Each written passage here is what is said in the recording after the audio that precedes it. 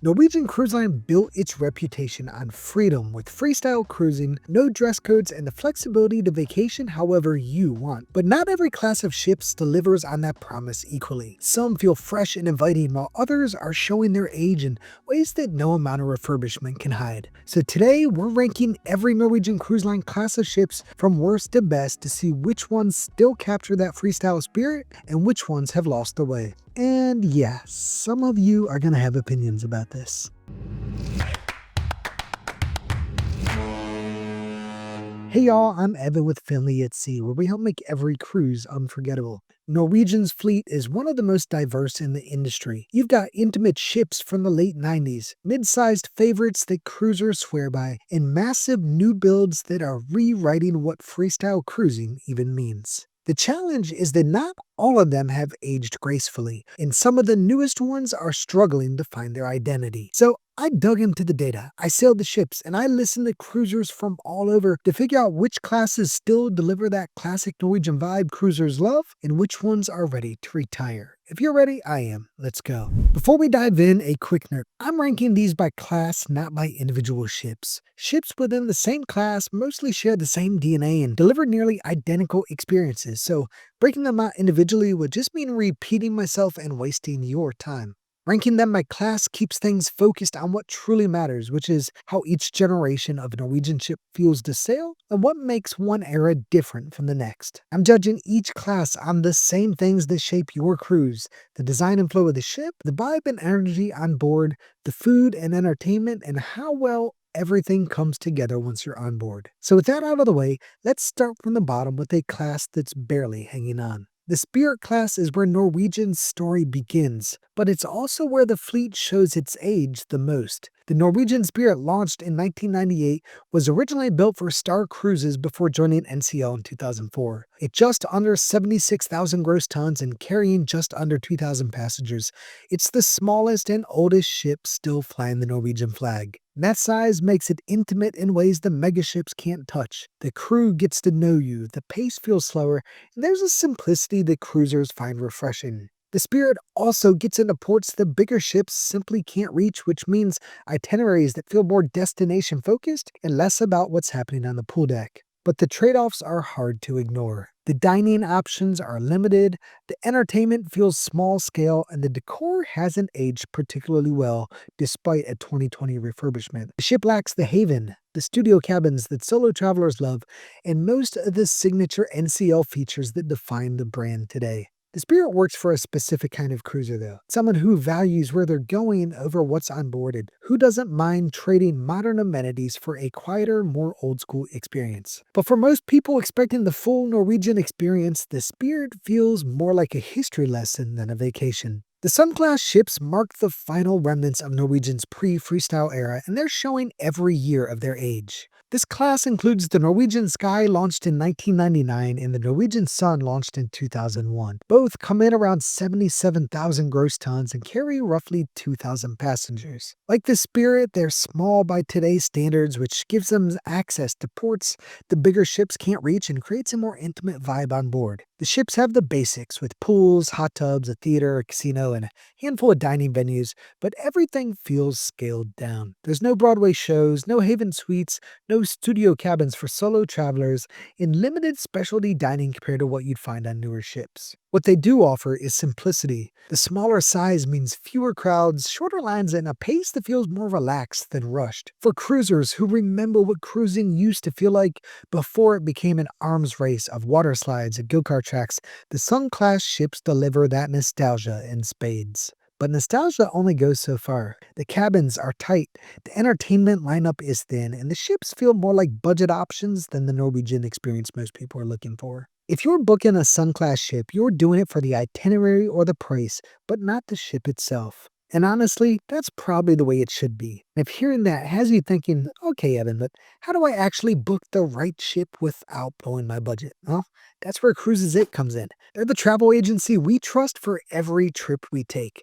You're not getting a call center or an automated system.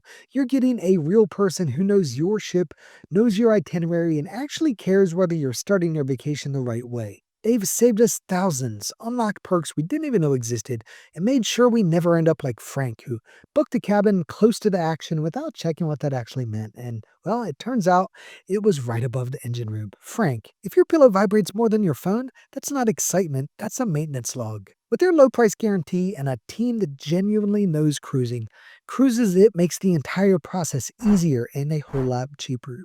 So click the link in the description below or call the number on the screen and tell them Evan from Family at Sea sent you. We'll be glad you did. The Dawn class ships sit in an awkward middle ground. They're too old to feel modern, but not quite charming enough to lean into nostalgia. This class includes the Norwegian Star and the Norwegian Dawn, both launched in the early 2000s and coming in around 92,000 gross tons while carrying roughly 2,300 passengers. They're bigger than the Spirit and Sun classes, which gives them more space for dining, entertainment, and activities, but they still feel like ships from a different era of cruising. Dawn class ships have more than a dozen dining options, including a Brazilian steakhouse, a French restaurant, and teppanyaki, which is a solid lineup for ships of this age. They've got pools, sports courts, a theater, and a spa, but what they don't have are the big, signature attractions that define modern Norwegian ships. There's no Broadway shows, no Haven, no go-karts, and no water slides that make you feel like you're on a floating resort. The crowd here tends to skew older and more experienced, with people who've cruised before and know what to expect from a mid-sized ship. The vibe is calm and destination focused, which works well for itineraries like the Panama Canal or longer sailings where the journey matters as much as the ports. But there's a reason these ships don't generate much buzz. They're functional and reliable, but they lack personality. They're the ships you forget about the moment you disembark, not because they were bad, but because there's just nothing memorable about them. For cruisers who want a no-frills experience at a lower price point, the Dawn class delivers. Just don't expect it to wow you. Ah yes, the Pride of America. It's a ship that exists in its own category, and that's both its greatest strength and its biggest limitation. Launched in 2005, the Pride of America is the only major US-flagged cruise ship still operating, which allows it to sail exclusively around the Hawaiian Islands without needing to stop at a foreign port. At roughly 80,000 gross tons and carrying just under 2,200 passengers, it's similar in size to the Dawn-class ships but built specifically for one market. Because it's US flagged, the ship is crewed almost entirely by Americans, which gives it a different feel than most cruise ships. There's no casino due to US regulations, but what you get instead is a journey with uninterrupted access to Hawaii's best ports. Whether it's Maui, the Big Island, or an overnight, the itinerary is what sells this ship. You're not booking the Pride of America for the onboard experience. You're booking it because it's the easiest way to see multiple Hawaiian islands without flying between them or dealing with hotel check-ins every other day. But the ship itself is rough around the edges. The decor feels dated, the dining options are limited compared to newer NCL ships, and the entertainment is forgettable. There's no haven, no studio cabins, and the ship lacks most of the signature Norwegian features that have become standard across the rest of the fleet. The Pride of America is a means to an end. If Hawaii is your priority and you want the convenience of unpacking once and not having to schedule stops in Canada or Mexico, it's the right ship. But it's the right ship because it's literally your only option. But if you're expecting the full Norwegian experience, you'll be disappointed the moment you step on board. But honestly, when you're waking up the Maui outside your window, you stop caring about the dated carpet pretty quickly. The Norwegian Epic is one of the most polarizing ships at sea, and for good reason. It's a ship that swings for the fences and misses as often as it connects.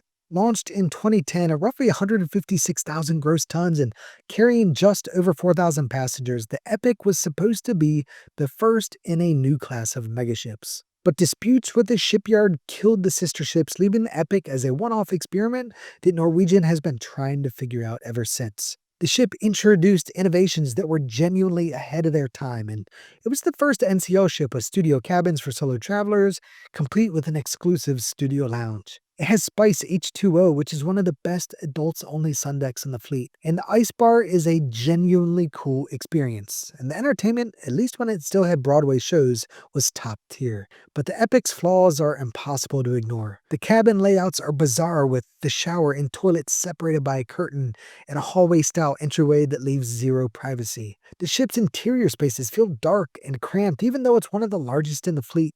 And the layout forces you to walk through the casino or shops to get from one end to the other. And the lack of midship elevators means you're constantly navigating bottlenecks. The crowd on the Epic is a bit of a mixed bag with budget conscious travelers, first timers, and people who booked for the itinerary and didn't realize what they were getting into. The vibe on board can feel chaotic, especially on sea days when everyone's fighting for the same limited pool deck space. In a nutshell, the Epic is a ship that works for some people and drives others crazy. If you can look past the quirks and embrace the chaos, there's fun to be had, but for most cruisers, the Epic feels like a ship that never quite figured out what it wanted to be. The Breakaway class ships represent the moment when Norwegian found its stride, introducing innovations that would define the brand for years to come. This class includes the Norwegian Breakaway launched in 2013 and the Norwegian Getaway launched in 2014, with both coming in around 146,000 gross tons while carrying just under 4,000 passengers. These were the ships that introduced the waterfront, which is an open-air promenade lined with bars and restaurants that brought cruisers closer to the sea. They also debuted 678 Ocean Place, which is a multi-story atrium that became the social heart of the ship. Breakaway-class ships feel energetic and approachable. The dining is solid with over 20 venues to choose from. The entertainment includes Broadway shows, and there's enough to do on board that you won't get bored on sea days. The ropes course, aqua park, and Spice H2O adults-only area give the ships a resort-style vibe that appeals to families and couples alike. The crowd here is broad with a mix of first-time cruisers, families, repeat NCL loyalists, and budget-conscious travelers who want the full Norwegian experience without paying for the newest ships. The vibe is fun and casual, which is exactly what freestyle cruising is supposed to feel like. But their age is starting to show. Not every venue has been updated, and the ships can feel a bit tired compared to their Breakaway Plus successors. The cabins are smaller, the tech is dated, and the pool decks can feel cramped on full sailings. Still, the Breakaway class ships deliver a solid, reliable Norwegian experience. They're not flashy, but they're proof that sometimes the best ships are the ones that just work without trying too hard to impress you.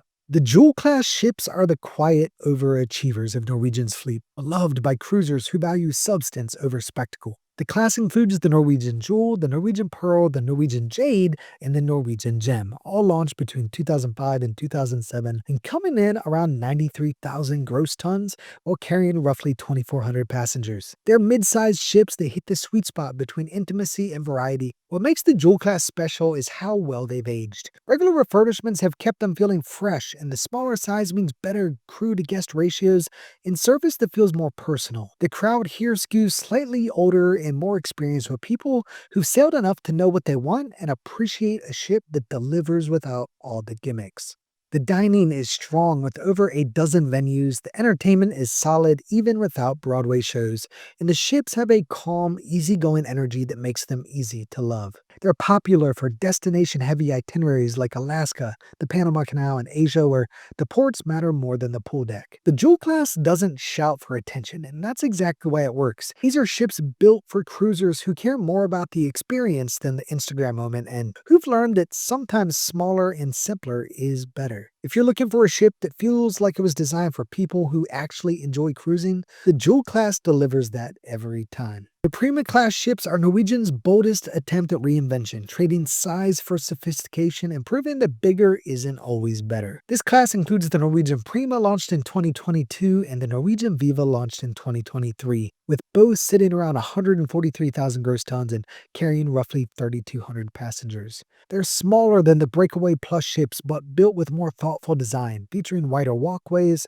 more outdoor space, and a sleeker, more modern aesthetic. Prima class ships introduced NCL's first 3-level go-kart track, which is genuinely thrilling if you're willing to wait in line. The observation lounge wraps around the front of the ship with floor-to-ceiling windows, giving you some of the best views at sea. The Haven has been expanded and elevated, and the dining took a major step forward with venues like Indulge Food Hall replacing the traditional buffet. But the Prima class has been divisive. Some cruisers love the refined feel and the focus on quality over quantity. Others feel the ships are too small for the price tag and complain that too much space is locked behind upcharges, with by Beach Club and the go-karts, and even the best pool areas feel like they're reserved for people who paid extra. The entertainment has also been a sore spot. Norwegian moved away from licensing Broadway shows, replacing them with in-house productions that haven't resonated the same way. While the ships look beautiful, some of the design choices feel more style over substance.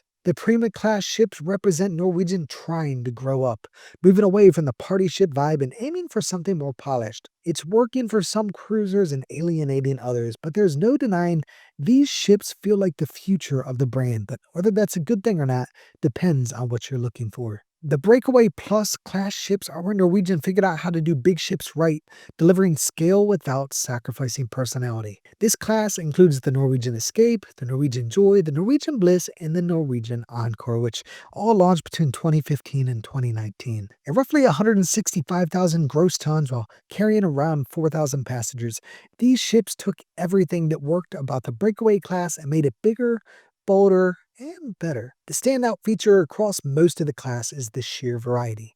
The Joy, the Bliss, and Encore all have go-kart tracks and massive observation lounges with wraparound views. The dining is exceptional with over 20 venues. The entertainment is strong with Broadway shows and immersive experiences, and there's enough happening on board that you can sail for a week and still not do everything. The waterfront remains a highlight, giving you that rare connection to the ocean that most megaships lose. The Haven is expansive and luxurious and features an indoor courtyard with the solarium pool unlike anything you've seen before.